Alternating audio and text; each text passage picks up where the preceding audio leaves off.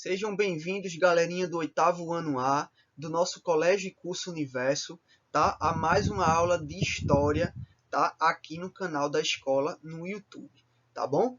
A nossa primeira aula, se você ainda não assistiu, veja aqui no canal, tá? Ainda está disponível, que a gente falou nessa primeira aula sobre o absolutismo, tá? Que era um sistema de governo, um tipo de Estado que durou em vários países europeus por vários séculos, tá? E a gente também conheceu as principais características desse sistema de governo, tá bom? E que o centro, né, o poder estava centralizado na figura do rei, tá bom? E daí vem o nome absolutismo, porque o rei ele tinha poder absoluto. O que é ter poder absoluto, turma? Poder absoluto é sua ordem ser lei, tá? E não poder ser questionada, tá? Você tinha o quê? O controle de todas as áreas da sociedade, economia, política, cultura, tá? E aí o rei ele estava em todo lugar, beleza? Não é à toa que eu citei lá o Luís XIV, né, que se autoproclamou o Rei Sol, né, porque assim como o Sol, ele está em todo lugar, ele ilumina toda parte, ou seja, ele está vendo o que está acontecendo em qualquer espaço da sociedade, tá bom? Hoje a gente vai conhecer nessa segunda aula os teóricos do absolutismo, tá bom?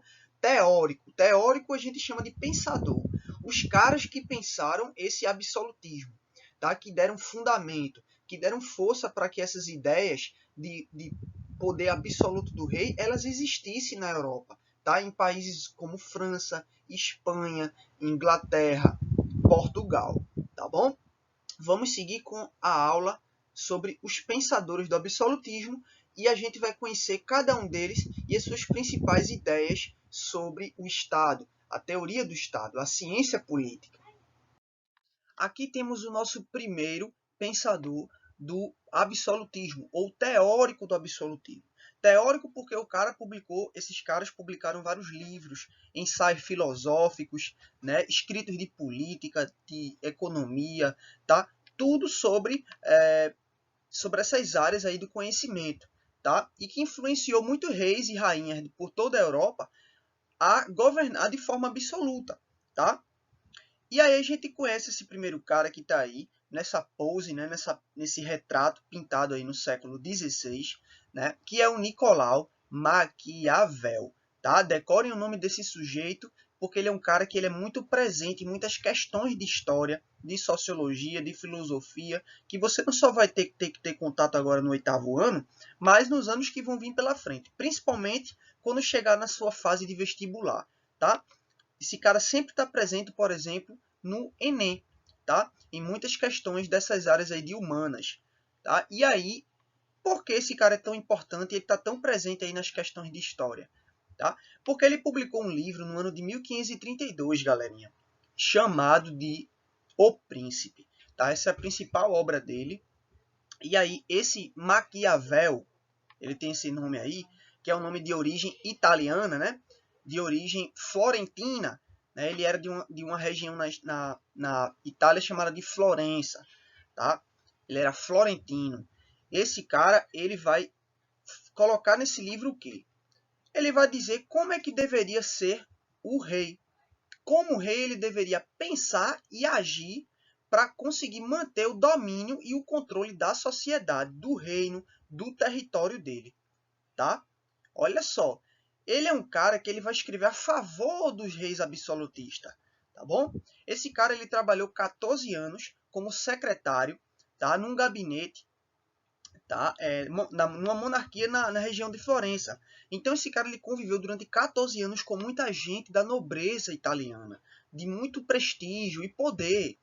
Então ele começou a escrever o livro observando o comportamento dessas pessoas e como no que elas estavam errando e no que elas poderiam acertar, para poder manter o controle sobre a população e continuar ali na mesma estrutura da sociedade, né, o povo sendo explorado por esse rei absolutista que todo o poder era dele, tá? Foi isso que ele colocou. Por isso que o título do livro é O Príncipe, tá? Porque ele fala ali, ele vai descrevendo como é que um príncipe ele deve ser, tá? Como é que ele deve ser essa relação do príncipe com o seu povo, com os seus súditos, tá? Deve ser uma relação de quê? Ora, de bondade, ele tem que ser bondoso, ele tem que se mostrar para o povo como uma pessoa que ama o povo e que o povo vai acreditar nisso. E nos bastidores, por trás dessa imagem, ele vai o quê? Continuar explorando essa população.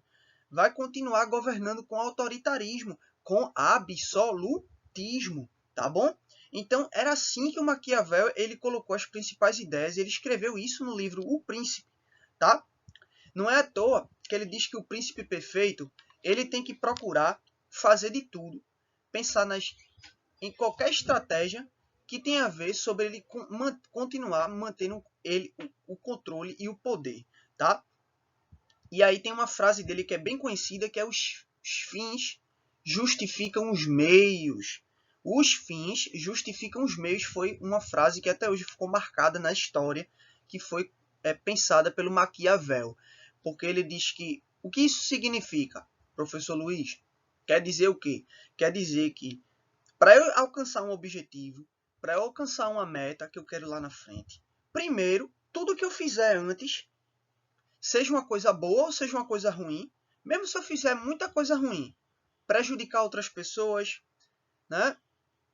Ser desonesto, continuar como mau caráter, para conseguir aquilo que eu quero no meu objetivo, é justo.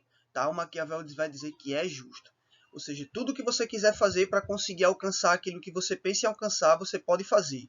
Tá? Porque o fim justifica o meio. Tá?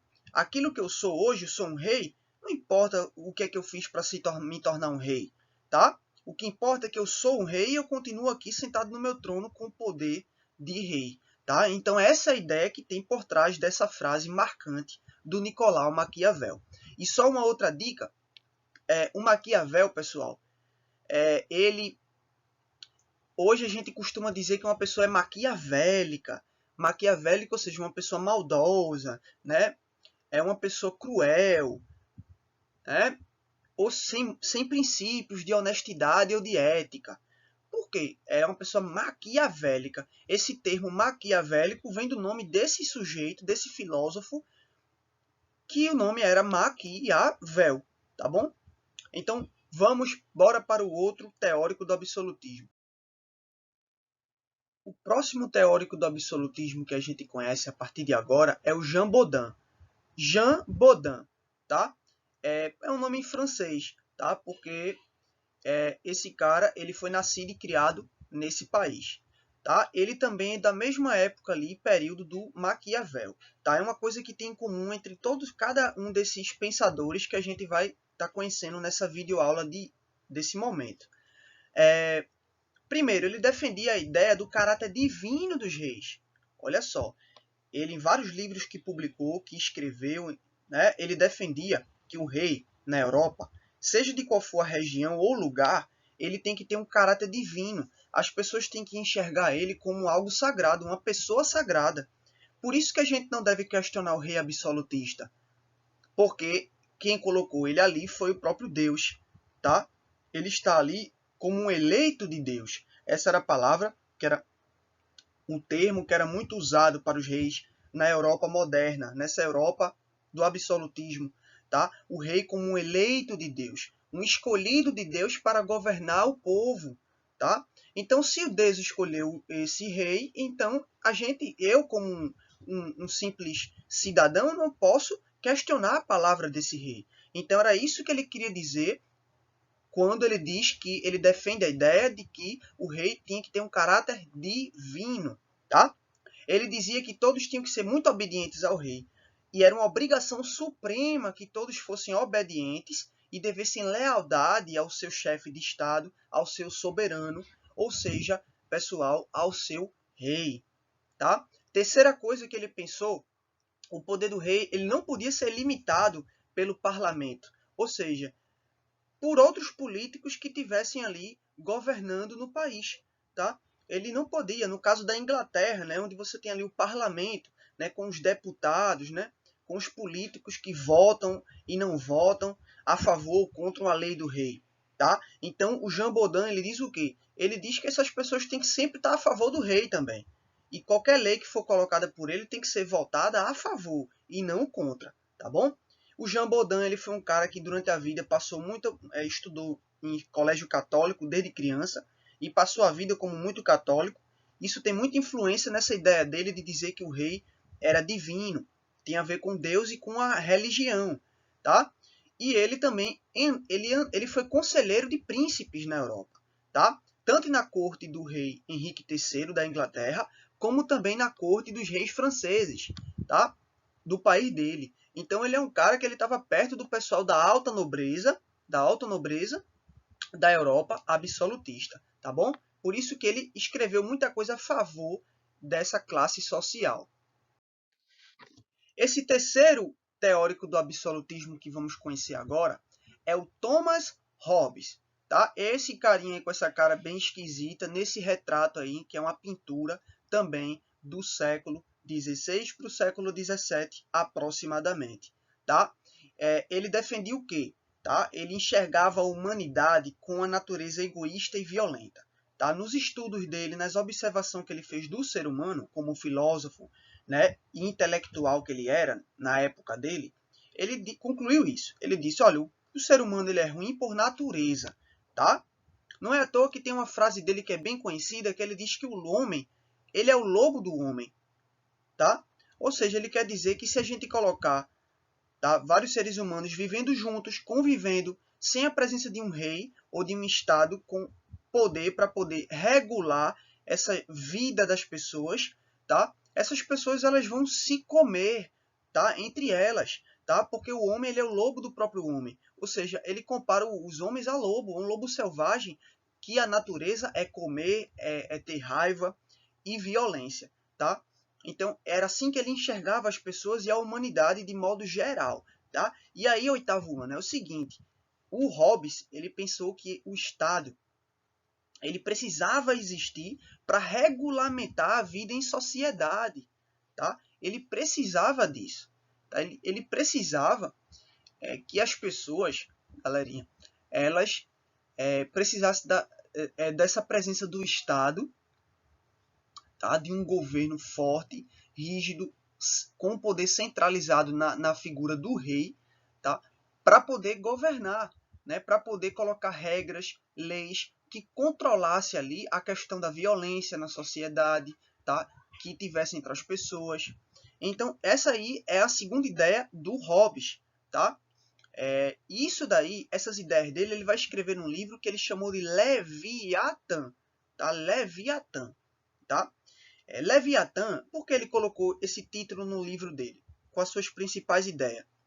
Porque Leviatã é um monstro da mitologia, tá? Grega, que é como se fosse um monstro marinho que ele engole, tá? Tem vários tentáculos, como se fosse um polvo gigante, né?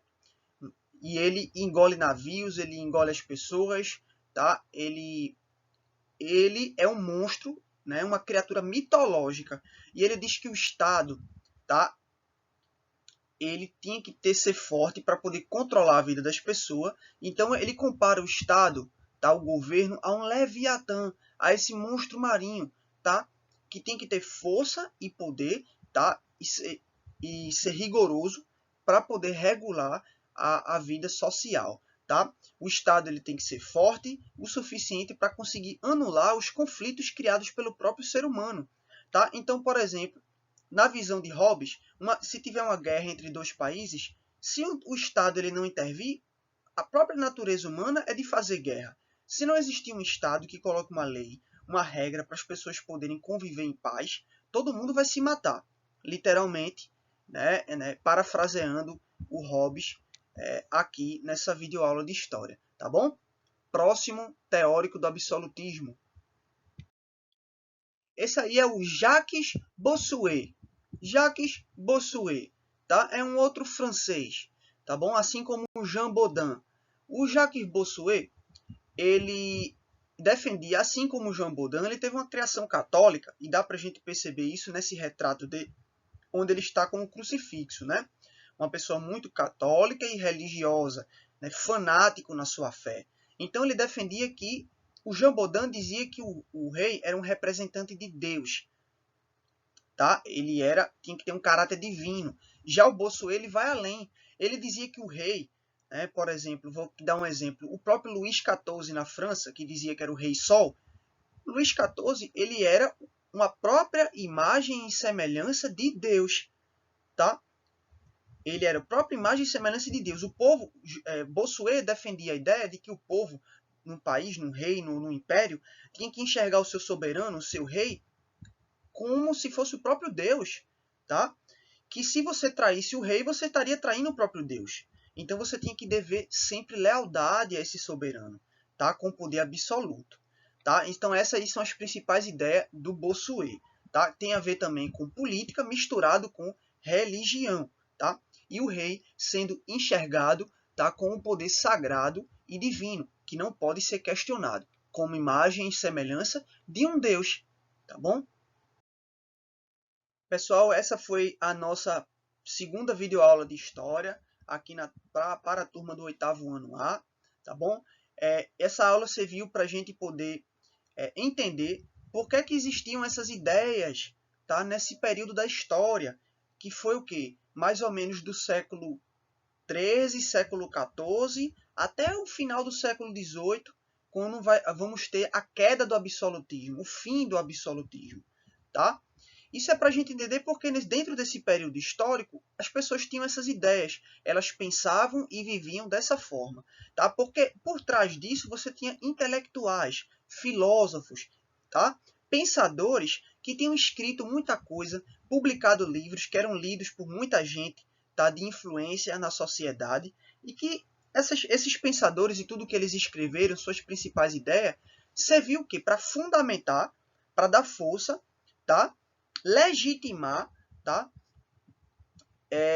Essas ideias, tá? Na prática, tá? Para que aconteça algo na prática, por trás sempre vai ter alguém que pensou aquilo, que escreveu uma tese filosófica, tá? Um tratado de política, defendendo aquela tese, aquela ideia, e aí na prática aquilo passou a funcionar, tá? Então, por trás dos reis tinham esses pensadores que eram os teóricos do absolutismo. E esses caras que a gente acabou de conhecer, tá? São sujeitos que vocês vão, daqui para frente, tá? Sempre tá ouvindo falar, né? Principalmente ali o Maquiavel, que escreveu O Príncipe, e em segundo lugar o Hobbes, que escreveu O Leviatã, beleza? E aí a gente tem o nosso Homer Simpson real, tá? Representando aí como era de fato a encarnação desse rei absolutista, tá? Com todo o poder, com todo o luxo e a riqueza econômica, tá? Mas o povo continuava na base da sociedade, sendo explorado, tá? E na pobreza, tá bom? Até a próxima aula e bons estudos. Se cuidem e que sigamos firmes aí nessa quarentena, tá? Breve, logo, logo estaremos juntos novamente, tá bom? E acompanhem aí toda e qualquer novidade que for colocada no nosso grupo do WhatsApp do 8º ano A e também na nossa sala virtual do Google, tá bom? Até a próxima videoaula.